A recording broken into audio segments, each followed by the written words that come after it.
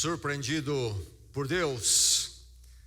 O nosso tema para estas quartas-feiras, olhando diversos personagens das Escrituras, nos seus encontros inesperados com Deus, em situações inesperadas. E hoje nós vamos ao livro de Jonas, profeta Jonas, no Velho Testamento. Você passando depois de Salmos, Provérbios, Eclesiastes, Cantares, você tem Isaías, e depois Jeremias, Lamentações de Jeremias, Ezequiel, Daniel, Oséias, Joel, Amós, Obadias, Jonas. Breve livro, 4 capítulos. Um livro interessante, muito conhecido, aliás. É um dos livros do Velho Testamento mais conhecidos, tão breve, mas muito conhecido porque realmente em primeiro lugar, como história, é uma arte, e o livro tem uma mensagem muito relevante. Jonas é o nosso foco no capítulo 1. Vamos do verso 1 ao verso 17, uma narrativa histórica, na forma histórica. Mas antes vamos lembrar um verso que, quando nós pensamos surpreendido por Deus, devemos nos lembrar. É o verso que está no Salmo 139, o verso 5, que nos alerta para o fato que nós, nas nossas surpresas com Deus, é por causa do nosso coração, nossa condição, e não porque Deus estava longe e não estava presente e de repente veio para perto. Vamos dizer juntos esse verso: Tu me cercas por trás e pela frente, e pões a tua mão sobre mim. E agora Jonas, então, capítulo 1. Jonas 1, vamos começar com o verso 1 então. E que a palavra do Senhor abençoe a sua vida, abençoe cada um que aqui veio, edifique, fortaleça na fé, que o Senhor faça a sua obra na sua palavra nesta noite aqui. Ouça, a palavra do Senhor veio a Jonas, filho de Amitai, com esta ordem: Vá depressa à grande cidade de Nínive e pregue contra ela, porque a sua maldade subiu até a minha presença. Mas Jonas fugiu da presença do Senhor, dirigindo-se para Tarsis. Desceu à cidade de Jope, onde encontrou um navio que se destinava àquele porto. Depois de pagar a passagem, embarcou para Tarsis para fugir do Senhor.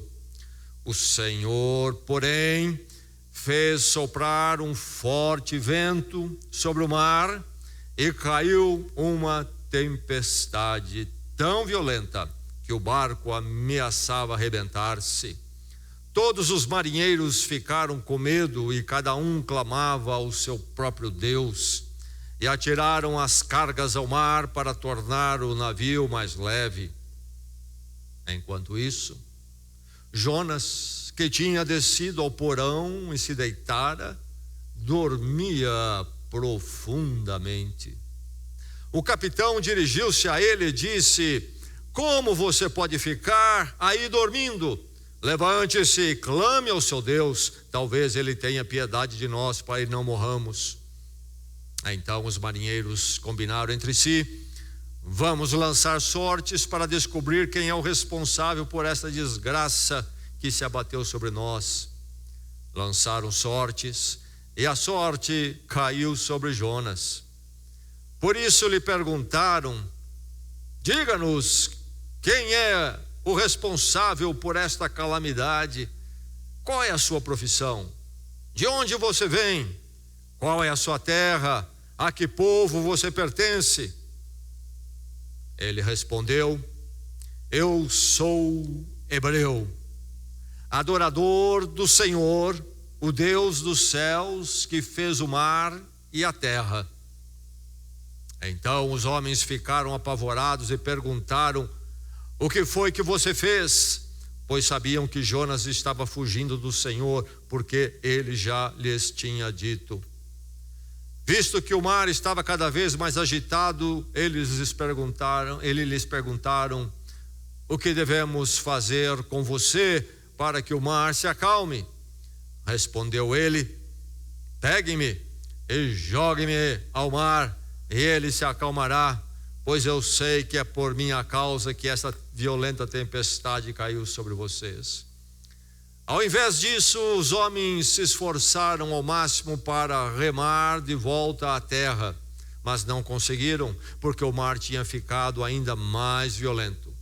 Eles clamaram ao Senhor: Senhor, nós suplicamos, não nos deixes morrer por tirarmos a vida deste homem. Não caia sobre nós a culpa de matar um inocente, porque tu, ó Senhor, fizeste o que desejavas. Em seguida, pegaram Jonas e o lançaram ao mar enfurecido, e este se aquietou. Ao verem isso, os homens adoraram o Senhor com temor, oferecendo-lhe sacrifício e fazendo-lhe votos. O Senhor fez com que um grande peixe engolisse Jonas, e ele ficou dentro do peixe 3 dias e 3 noites.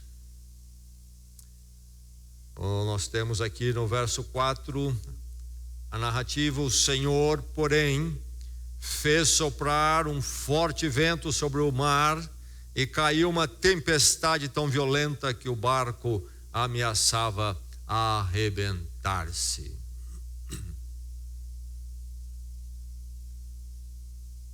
Alguns anos atrás, eu, minha esposa e mais alguns irmãos da igreja aqui participávamos de uma excursão lá na região da Turquia, Grécia, visitando cidades históricas bíblicas, procurando aprender um pouco mais.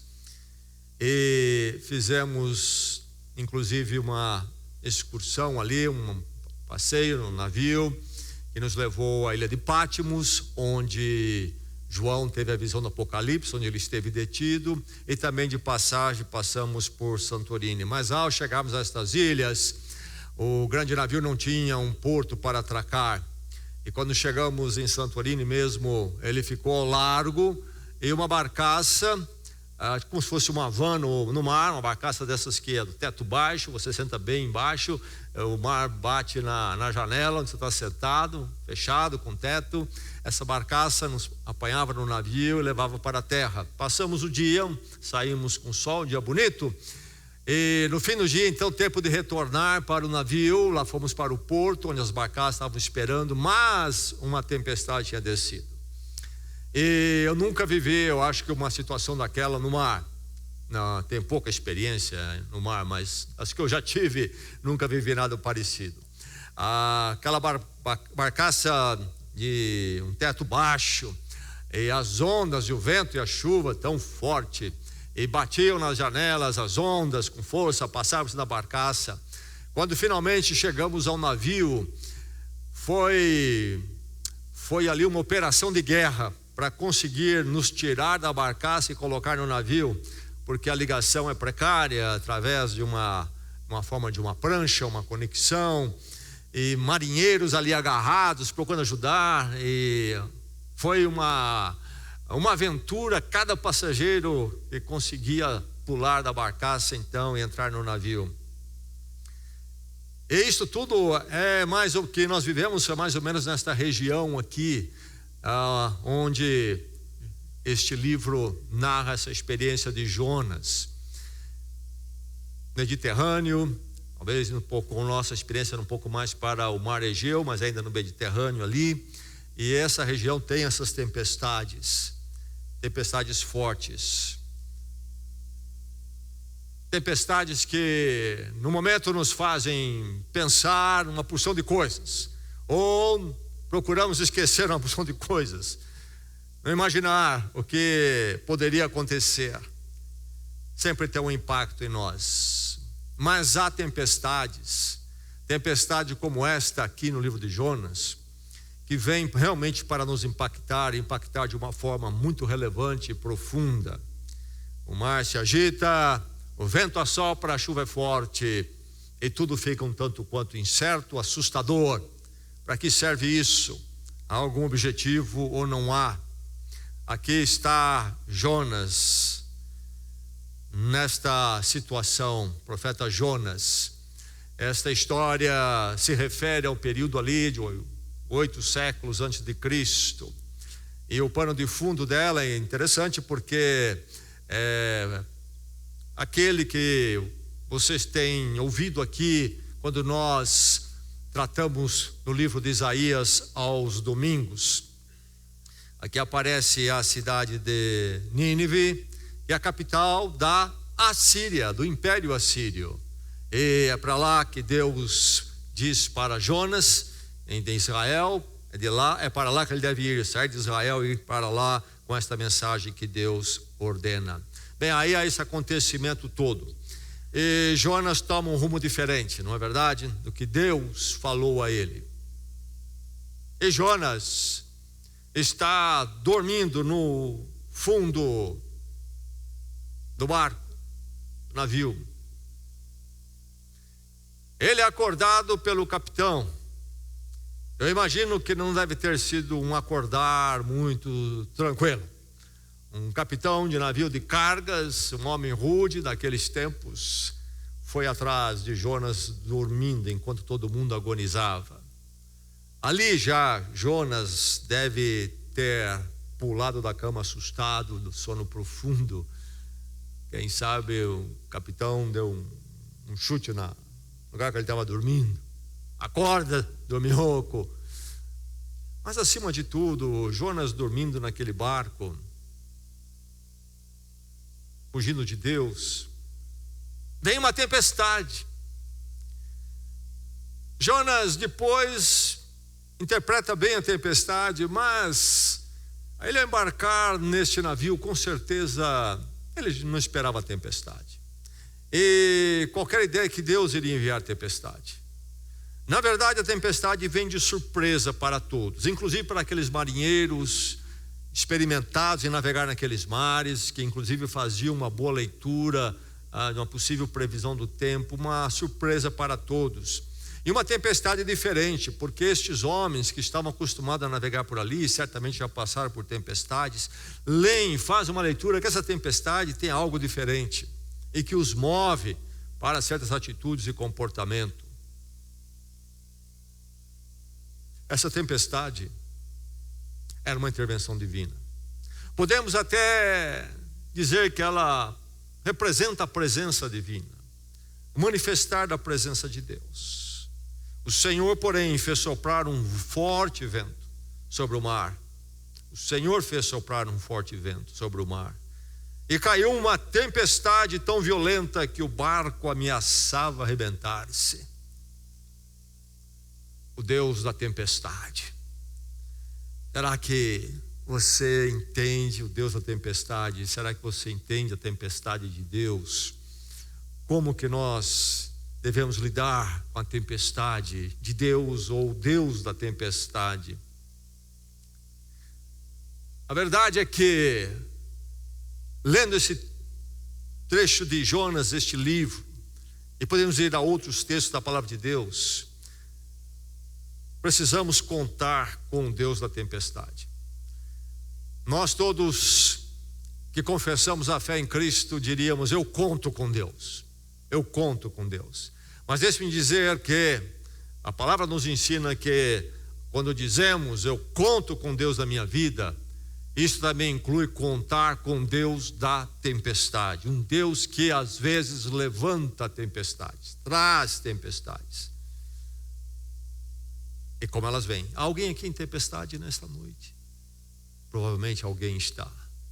Alguém já passou por alguma, todos nós já passamos, não é verdade? Quem irá passar no futuro? Creio que todos nós vamos passar.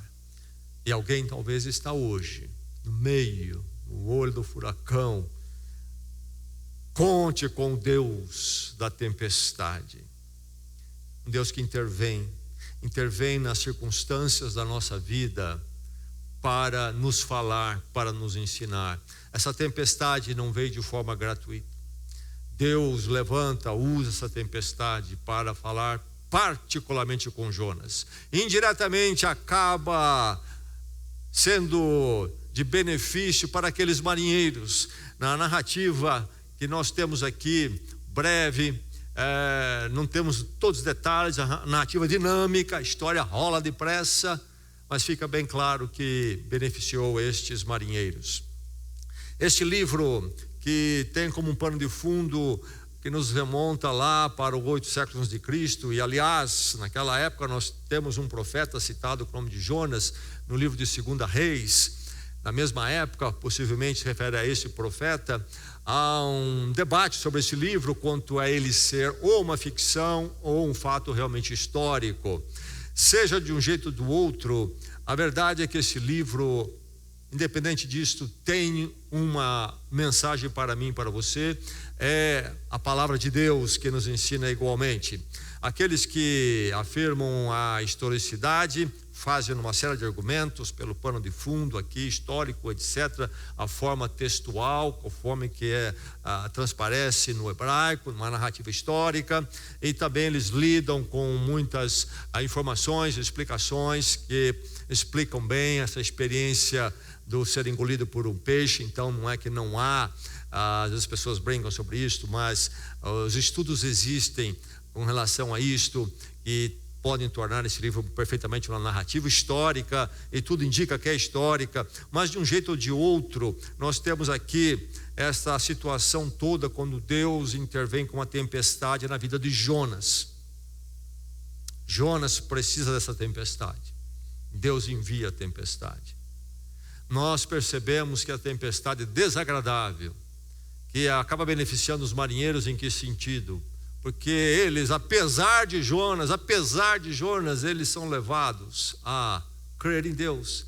Do seu politeísmo, cada um clamava ao seu Deus. Supersticiosos, como são os marinheiros, e eram naqueles tempos principalmente, eles se rendem ao Deus que Jonas proclama e que Jonas apresenta através do fenômeno da tempestade. Veja que experiência aqui chocante. O homem de Deus, ou podia ser a mulher de Deus, mas o homem de Deus, profeta, que Deus chamou para o ofício profético na sua terra, é este que traz a tempestade, é este com quem Deus tem que lidar. Não é com um perverso, um devasso, um ateu, um descrente. É com este homem que conhece tudo sobre a fé. Quando é perguntar sobre ele, ele diz: eu sou hebreu. Isto aí tem um peso tremendo. Aí ele acrescenta, não é? Que adora o Senhor, o único, o Senhor dos céus, fez a terra, o mar. Enfim, é um homem crente, um homem que foi levantado por Deus. E ele, claro, ali ele espelha toda a verdade de Deus que ele conhecia. Isto toca os marinheiros. Então a tempestade acaba beneficiando os marinheiros, mas ela foi levantada por causa de Jonas, o homem de Deus. Nós pensamos que a tempestade só pertence àqueles que não são do Senhor, e muitas vezes temos uma teologia raquítica e pequena, simplista. E isso até é pregado aí fora e agrada as pessoas, como se as tempestades não pudessem fazer parte das nossas vidas, e inclusive tempestades que Deus envia ao intervir de Deus. Mas a maravilha é que Jonas planeja essa fuga de Deus, mas Deus intervém. Jonas não fica entregue a si mesmo. Apesar de tudo o que ele está fazendo, de saber tanto e ao mesmo tempo fazer algo tão réprobo, Deus vai atrás dele na forma de tempestade. Essa intervenção de Deus que acontece em nossas vidas, mas que também é um sinal de que Deus se importa com os nossos caminhos, onde nós estamos.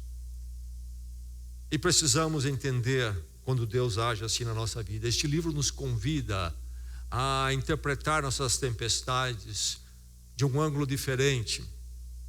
Poderemos interpretar tempestades de outros ângulos também coerentes com a palavra de Deus. Mas há as tempestades que Deus envia porque nós precisamos delas. E precisamos entender isso para sermos abençoados. Não é um caminho fácil. Não é um caminho fácil para o nosso coração. E Deus trabalha, porque nós temos todas as nossas resistências, limitações, etc. Como foi com Jonas aqui. Mas enfim, o Deus que intervém levantando uma tempestade. Esse Deus com o qual temos que contar. Sim, um Deus com quem podemos contar, mesmo lá quando estamos fugindo, mas um Deus que também é da tempestade. E aí nós vemos este conflitar com Deus. Qual é o problema de Jonas? Como eu já falei, Jonas não era um incrédulo, era crente no Deus revelado através de Israel, esse povo que Deus mesmo levantou e de onde Jesus Cristo veio. Ele era um profeta. Este homem conhecia a palavra de Deus. Este homem teria feito as melhores escolas teológicas, se possível. Tinha conhecimento. Tinha já anos rodados de experiência na fé. Era um líder, provavelmente.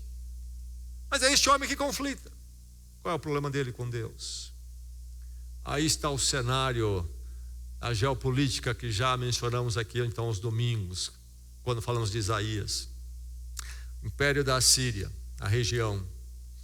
E Israel dividido em 2 reinos, do norte, que ficou com o nome de Israel também, e o reino do sul, que ficou com o nome de Judá, e onde estava Jerusalém. E lá o império da Assíria, conquistador, imperialista, exército forte, grande, mas com uma marca terrível. Era um povo perverso. A narrativa histórica é que quando eles conquistavam com perversidade, eram cruéis. E os assírios já tinham causado muitas dores ao reino do norte, Israel, e também ao reino do sul, sempre debaixo de opressão. Então lá estava esse povo. O problema de Jonas não era uma questão de judeu contra gentio, isto é, do judeu contra quem não era judeu. Esse não é o problema dele. Tanto é que no barco ele se dá muito bem com aqueles marinheiros que possivelmente, na verdade, tudo reflete que eles nem eram judeus, não criam em Deus, eram politeístas. Ele não tem problema com esses marinheiros. A questão aqui não é étnica, não é uma questão de racismo, nada disto.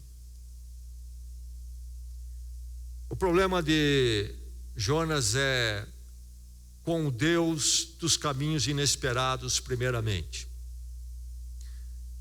Nós, se lermos o livro mais à frente, capítulo 4, verso 2, quando então ele, nessas intervenções de Deus, finalmente Jonas se dispõe, vai fazer a tarefa, e aí tem um resultado lá diferente totalmente do que ele imaginou. Porque quando Deus o envia com uma mensagem de alerta e julgamento. Não é verdade? O verso 1 aqui. Vá a Nínive e prega essa mensagem de condenação. E ele não quer pregar mensagem de condenação. Aliás, essa experiência de Jonas em termos dos profetas é uma experiência única. Os profetas, Isaías, que nós temos visto aqui, por exemplo, e outros, muitas vezes profetizaram em algumas partes em relação a esses países, esses impérios vizinhos, mas nenhum deles foi enviado para eles. Profetizaram ficando em território de Israel. Jonas é o único que tem uma palavra de condenação e é enviado para lá. Enviado para lá onde? Para a capital desse povo perverso e que tinha causado tantos males ao povo dele. Vai lá, Jonas, vai lá. E Jonas lá então no capítulo 4, quando tem um resultado inesperado, a condenação que ele foi e pregou, que Deus disse para ele pregar, na verdade trouxe um efeito diferente. Nas mãos de Deus leva o povo ali à conversão. Nínive se quebrantar na história desse livro. E Jonas fica transtornado com isso. E ele disse para Deus: por isso que eu não queria vir, por isso que eu não queria vir. Eu sabia que o Senhor é um Deus, poderia perdoar esse povo. Por onde Jonas é com os caminhos inesperados de Deus. Inesperados em que sentido? Porque Deus faz os caprichos? Não. É que no nosso coração nós temos os caminhos que nós queremos que Deus trilhe. E são caminhos inesperados porque de repente percebemos que os caminhos de Deus não são os nossos. E aí ficamos em dificuldades com Deus, amargurados com Deus. E quando isso acontece, em seguida vem o desejo de fugir. O Deus da tempestade, por causa desse conflito do coração humano com Ele, seus caminhos inesperados. Mas aí, nesses caminhos inesperados, há algo em Deus que para Jonas é demais. Deus da justiça, sem problemas. Quer que eu mande descer fogo sobre os ninivitas agora? Deus me dá esse poder, eu já faço, resolvo essa questão aqui num instante. Não, você vai pregar. Pregar? O que Deus está realmente pensando aqui? Porque esse Deus é de justiça, e eu quero a justiça dele. E sabe uma coisa, se tem alguém que merece a justiça de Deus, é esse povo aí. Aliás, acho que Deus está até demorando, já deveria ter feito alguma coisa. Eu quero então o Deus da justiça. Mas a revelação das Escrituras nos fala de um Deus da justiça que também é o Deus da graça. A graça, também quero esse Deus da graça, desde que seja para mim. Mas para aquele outro ali que eu acho terrível, esse não pode ter a graça de Deus chegando à vida dele. Eu não aceito isso. Eu aceito a graça sobre a minha vida, mas não sobre a vida deles. Eu tenho consciência que eu preciso da graça de Deus, e Deus tem sido gracioso para comigo. Mas quando Deus, primeiro com longanimidade, paciência, espera possibilidade de alguém possivelmente se converter, eu não aceito isto. Tenho dificuldades. E aí está então Jonas num conflito teológico, na verdade, num conflito sobre o entendimento de Deus, quem é Deus, como é que Deus age. Esses caminhos de Deus, que inclusive aplicados às situações concretas, extrapolam a nossa até interpretação plena, e muitas vezes nós conseguimos entender muito tempo depois, mas é a graça de Deus, junto com a sua justiça nesse equilíbrio. Aí está Jonas conflitando com Deus, o jeito de Deus agir, os caminhos de Deus, e aí os atributos de Deus agindo de forma coerente demais para o coração de Jonas. E sempre aquela ideia, nós não merecemos julgamento de Deus, eles merecem. A verdade é que se Deus for trabalhar com justiça, nenhum de nós sobrevive. Se alguém sobrevive eternamente com Deus, é por causa da graça. Então, quando pensamos na justiça do outro, imediata, Senhor, agora, precisamos tomar cuidado, porque talvez alguém que a gente depois não queira a justiça, Deus poderia aplicar o mesmo critério. Quem deve, paga já. E aí eu começo a ficar mais complicado em conflito com Deus, porque Deus paga já, mas para aqueles que eu acho que deve pagar já, e aquele lá não, porque aquele lá é meu querido, prezado, etc., alguém da minha família, então aí não faz justiça, graça para ele, paciência, Senhor, ele chegue, mas esse aqui não, esse aqui sim. Aí eu começo a virar juiz do mundo, inclusive. Aí entramos na complicação como aquele personagem do filme Todo Poderoso. Caminhos além. Jó precisou, ser levantado num vislumbre dessa complexidade do universo, da humanidade, das ações de Deus que realmente extrapolam a nós. Conhecemos sim que é esse Deus de justiça e esse Deus de graça, e Ele age no seu modo que muitas vezes não é o nosso modo, e por isso são caminhos inesperados. E porque nós, como Jonas, resistimos a isto, temos esses conflitos. O Deus da tempestade se torna muito real para nós. E vem a fuga, fugir de Deus. 2 vezes é nos dito que ele se propôs a fugir da presença de Deus. Deus diz: vai para Nínive, de Jerusalém para lá. Então ele iria para o leste. E ele faz o quê?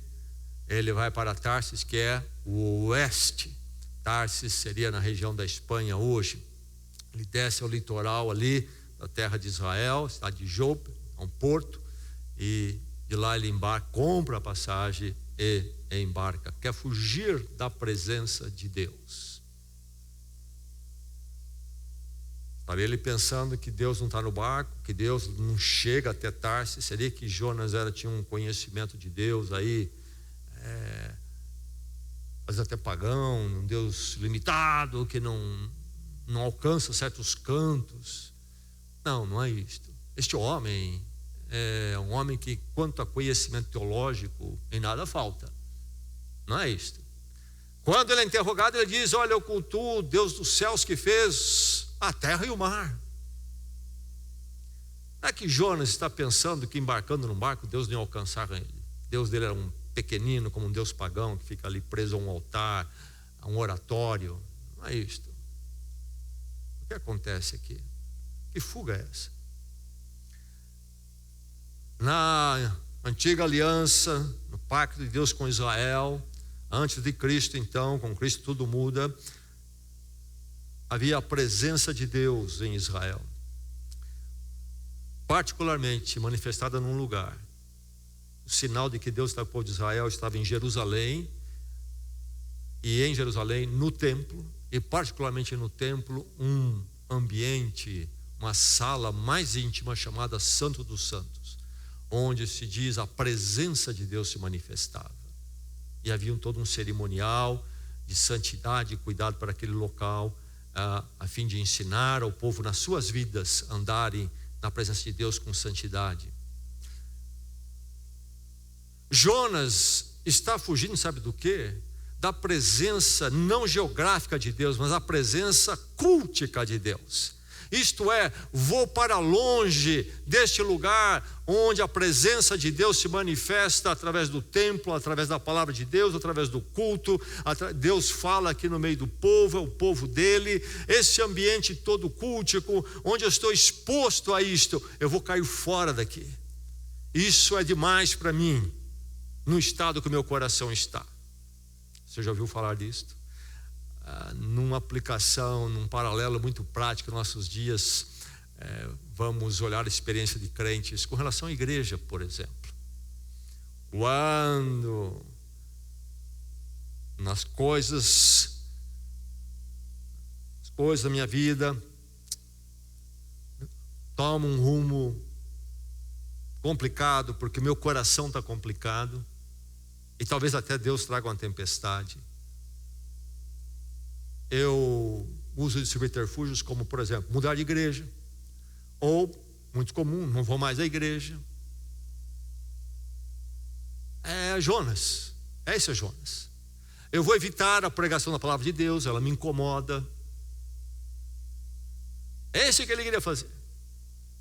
Aqui Deus fica falando comigo de todo lado, e cada vez que fala agrava meu coração mais. Vou fugir desse lugar, dessa manifestação de Deus, dessa exposição minha às verdades, à mensagem de Deus. E junto com isso, ele queria fugir do encargo de ter que servir a Deus ali em Jerusalém, possivelmente atuando ali.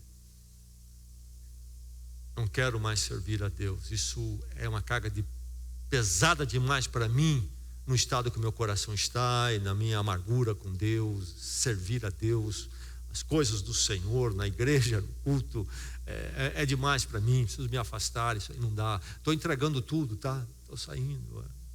Tchau, não entrego nada, não apareço mais. Enfim, vou murchando aí nos cantos. Isso é comum em todas as igrejas, na experiência dos crentes. Esse livro fala muito a nós. Quantos Jonas não estão nas igrejas do Senhor ou fora das igrejas? Coração do crente em fuga, não é do incrédulo. Vamos prestar bem atenção nisto. Não é do perverso, não é do devasso, não é do ateu, não é do incrédulo, é gente que conhece. Está em fuga. Não quero ficar exposto à voz do Senhor. Ao Deus da tempestade. Não só fugir, mas também resistir. Chegam os marinheiros e interrogam a ele. E ele já tinha dito para eles: veja só, estou fugindo de Deus, da presença de Deus. E ele ia ter explicado para eles o que ele queria dizer. Não é que ele ia andar uns quilômetros para longe de Deus, umas milhas, mas a experiência dele. Ele já tinha dado uma visão da razão da sua viagem, nos bate-papos ali no navio. E aí, quando surge a tempestade, vão para cima dele e o questionam mais profundamente. E aí ele faz essa confissão até de fé, porque ele fala: eu sou hebreu. Aí já está embutido não só a etnia, mas toda uma fé revelada na Torá. E ele ainda faz a afirmativa, não é? Ele serve ao Deus dos céus, não esse Deus pagão de vocês que vocês pegam na mão, Deus do céu transcendente, mas imanente. Criou o mar, criou a terra, criou o mar e a terra.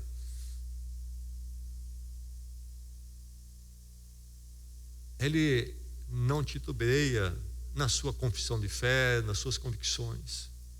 Mas há uma diferença entre tagarelar as nossas confissões e uma diferença entre tagarelar nossas confissões e andar nossas convicções, não é verdade? Quantas pessoas, e até citam a palavra de Deus, têm um conhecimento, mas a caminhada deles não está à altura do discurso. Se aprofundaram no conhecimento, mas não se aprofundaram na aplicação do conhecimento nas suas vidas. E nós encontramos nosso irmão Jonas nessa forma aqui. Não porque são simples no conhecimento do entendimento. É um problema de coração. E problema de coração não importa, é igual em todo ser humano, seja quem for, seja que posto que ocupa, servindo a Deus, e qualquer situação, seja alguém com um grande preparo intelectual, conhecimento ou não. O coração humano é igual em todo mundo, como era em Jonas também.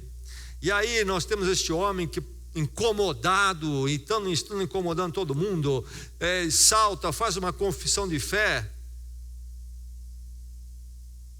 E aí você fica esperando agora, ele vai dizer: olha, vou orar a Deus, pedir perdão. Não! O que ele diz? Me joga no mar. Onde o coração humano, até onde ele vai? Você pensa que Jonas, naquele momento, vendo a tempestade, pessoal desesperado, quando ele confessa sua fé, ele vai cair de joelhos agora. Então é o seguinte: vocês ouviram meu discurso, meu sermão aqui, minha confissão de fé? Agora é simples, me amarra e joga no mar. Coração impenitente. Quanta de tempestade nós precisamos para finalmente entender o que Deus está pedindo de nós. Não no discurso, mas no andar com Ele, no aplicar esse discurso à realidade. Resistência. Não somente fugimos, mas quando fugimos ainda temos a capacidade de resistir por muito tempo. E Deus vai ter que neste livro trabalhar ainda muito com Jonas até o finzinho dessa história, muito interessante. Até o fim. E há um paralelo aqui, não é verdade? Deus envia Jonas para uma mensagem de julgamento para os ninivitas. E Deus traz uma tempestade de julgamento para Jonas. Jonas vai ficar chateado porque quando os ninivitas se arrependem diante do aviso da mensagem dele, Deus perdoa em graça e não os liquida.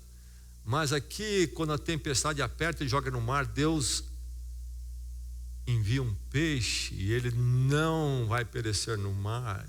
A graça de Deus na vida dele, quando os ninivitas, a tempestade, o paralelo todo vai acontecendo, e Jonas resistindo e resistindo. E depois você pode ler o fim do livro, quando ele vê a cidade de Nínive convertida, se quebrantando, ali então um tempo de quebrantamento e humilhação diante de Deus. e ele se retira chateado. E ele fica à distância, lá no elevado, fora da cidade. Deus precisa tratar com ele.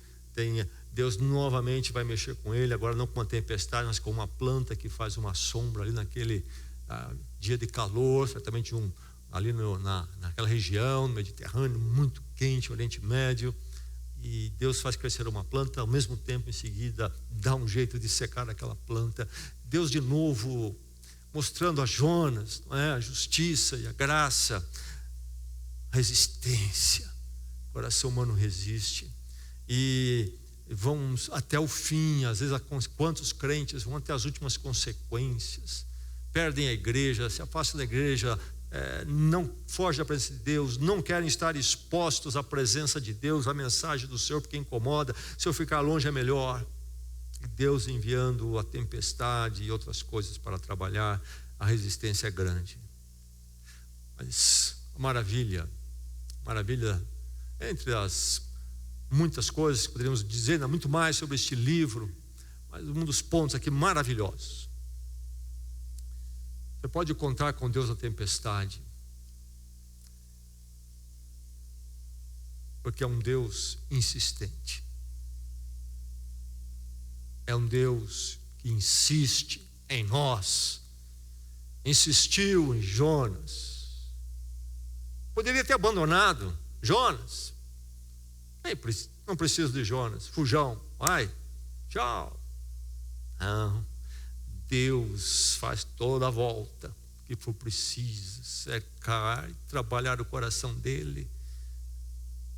Jonas precisa chegar ao arrependimento, um Deus que insiste.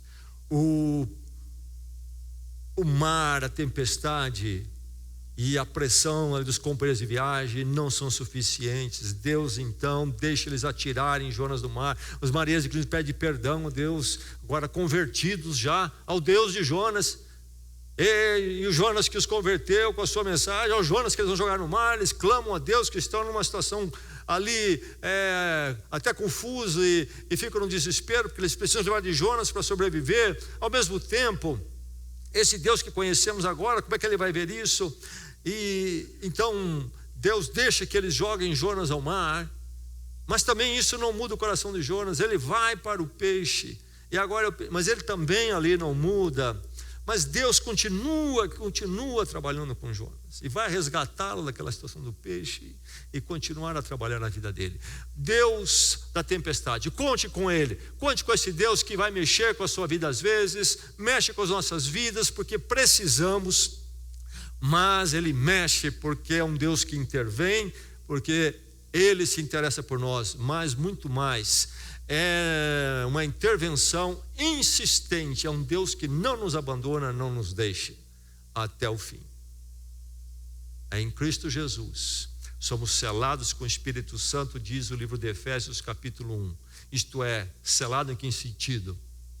Não o selo de correio, que é um comprovante de pagamento para enviar uma carta. Selo no sentido de lacre, muito usado na antiguidade. Temos um pouco ainda hoje em dia, alguns tipos de lacre. Então, lacrado, ninguém pode abrir. Ali uma marca, um selo de autoridade foi colocado. É isso que Efésios capítulo 1 diz: nós somos selados com o Espírito Santo. A verdade é, meu irmão, que nós podemos fugir, e nós podemos fugir, podemos resistir, mas nunca vamos conseguir correr, resistir mais do que a insistência de Deus. Deus não somente intervém na sua vida, mas Ele intervém de forma insistente, até que você finalmente chegue onde precisa chegar. Tempestade, desconforto, eu espero que eu não precise delas. Minha escolha é essa. Espero que eu não precise. Espero que Deus não me envie. Mas o Deus da tempestade é o Deus que se importa conosco. É o Deus que vai insistir até o fim. Deixa a tempestade alinhá-lo com Deus. Vamos orar?